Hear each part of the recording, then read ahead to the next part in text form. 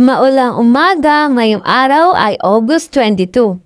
Magtatanim po ako ng strawberry. Kagabi po nakapagbabad na po ako ng buto ng strawberry seed. Ngayon po, itatanim na po natin. Dito po ako sa loob ng bahay kasi naulan po ngayon.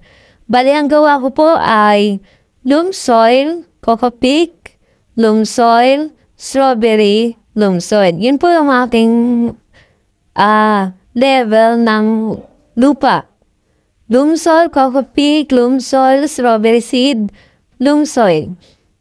Kasi sabi daw dapat ang strawberry ay maganda talaga ang lupa na igagamitin para tumubo siya ng maayos. Lalo dito sa lugar namin mainit. Kung sa Baguio, madali lang na siguro ito itanim then malamig.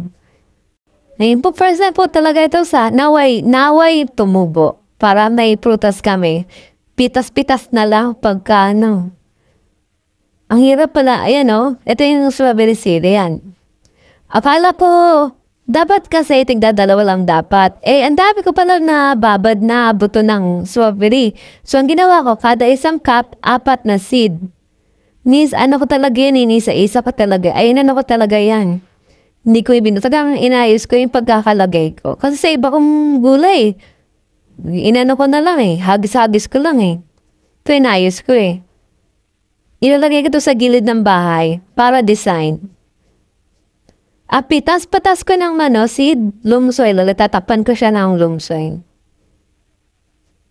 Loam soil, coco peat, loam soil, strawberry seed, loam soil. Ayan yung gawa ko. Lalagay ko sa labas. Ang kalat po